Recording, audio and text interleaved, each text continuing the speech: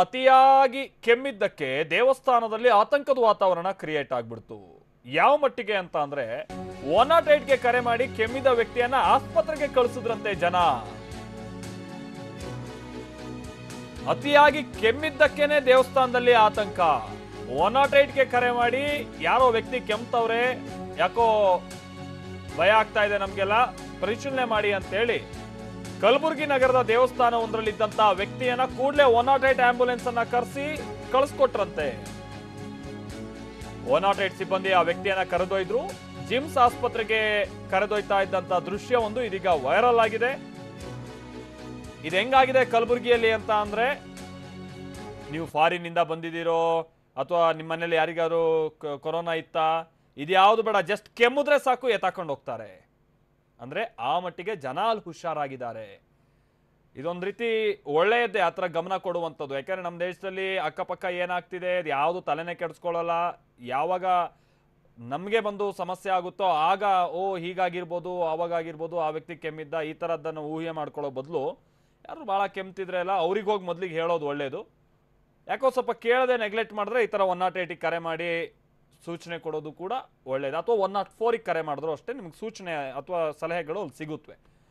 ನಾವು ಪ್ರತಿನಿಧಿ ಸಂಜಯ್ ಇದಕ್ಕೆ ಸಂಬಂಧಪಟ್ಟ ಹಾಗೆ ಮತ್ತಷ್ಟು ಡೀಟೇಲ್ಸ್ ಅನ್ನು ಕೊಡ್ತಾರೆ. ಸಂಜಯ್, ಒಂದು ಕಲಬುರಗಿಯಲ್ಲಿ ಜನ ಎಷ್ಟು ಮಟ್ಟಿಗೆ ಹುಷಾರಾಗಿದ್ದಾರೆ ಅನ್ನುವಂಥದ್ದು ಈ ಘಟನೆಯಿಂದ ನಮ್ಗೆ ಗೊತ್ತಾಗ್ತಾ ಇದೆ. ಆ ಕೆಮ್ಮಿದಂಥ ವ್ಯಕ್ತಿ ಆ ನಂತರದಲ್ಲಿ ಏನಾದ್ರು ತಪಾಸಣೆ ಆಗಿ ಏನಾಯ್ತಂತೆ, ಇದೇನಾದ್ರು ಗೊತ್ತಾಯ್ತಾ ಸಂಜಯ್?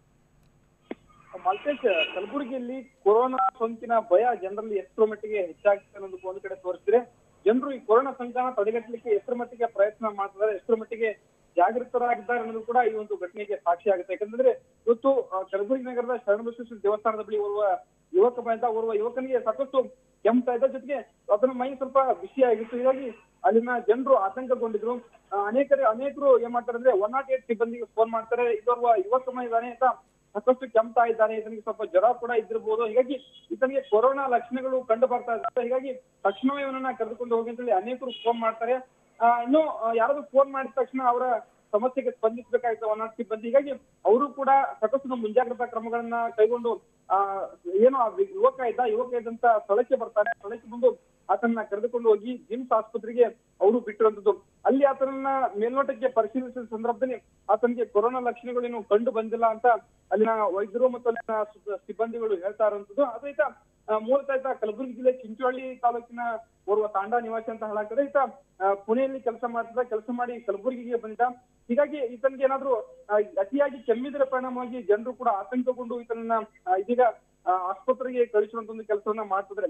ಈಗಾಗಲೇ ಯಾಕಂದ್ರೆ ಜನರಿಗೆ ಇಷ್ಟೊಂದು ಭಯ ದೊಡ್ಡ ಮಟ್ಟದಲ್ಲಿ ಹಬ್ಬಲಿಕ್ಕೆ ಕಾರಣ ಏನಂತಂದ್ರೆ, ಈಗಾಗಲೇ ಕಲಬುರಗಿ ಜಿಲ್ಲೆಯಲ್ಲಿ ಓರ್ವ ವೃದ್ಧ ಮೃತಪಟ್ಟಿದ್ದಾನೆ. ಮತ್ತಿಬ್ಬರಿಗೂ ಕೂಡ ಕೊರೋನಾ ಸೋಂಕು ಅಧಿಕೃತವಾಗಿ ಇರುವುದು ದೃಢಪಟ್ಟಿದೆ. ಹೀಗಾಗಿ ಒಬ್ಬರಿಂದ ಒಬ್ಬರಿಗೆ ಸೋಂಕು ಹರಡಬಾರದು ಅಂತೇಳಿ ಸಾಕಷ್ಟು ಜಿಲ್ಲಾಡಳಿತ ಸಾಕಷ್ಟು ಮುಂಜಾಗ್ರತಾ ಕ್ರಮಗಳನ್ನ ಕೈಗೊಳ್ಳುತ್ತದೆ. ಜನರು ಕೂಡ ಹೆಚ್ಚಿನ ಮಟ್ಟಿಗೆ ಒಂದು ಅವೇರ್ನೆಸ್ ಅನ್ನ ಹೊಂದಿದ್ದಾರೆ. ಏನು ಕೊರೋನಾ ಲಕ್ಷಣಗಳು ಅನ್ನೋದು ಯಾರಿಗೆ ಬರ್ಬೋದು, ಹೀಗೆ ಅನೇಕ ರೀತಿಯಿಂದ ಜಾಗೃತಿಯನ್ನು ಕೂಡ ಜನರು ಕೂಡ ಹೊಂದಿದ್ದಾರೆ. ಹೀಗಾಗಿ ಯಾರಾದ್ರೂ ಬಂದಿರಬಹುದಾ ಅನ್ನೋ ಅನುಮಾನದ ಮೇಲೆ ಜನರು ಈ ಒಂದು ಮಾಹಿತಿಯನ್ನ ನೀಡುವಂಥದ್ದು. ಇನ್ನು ಕಲಬುರಗಿ ಜಿಲ್ಲೆಗೆ 61 ಜನ ವಿದೇಶದಿಂದ ಬಂದಿದ್ರು. ಅವರು ಬಂದವರು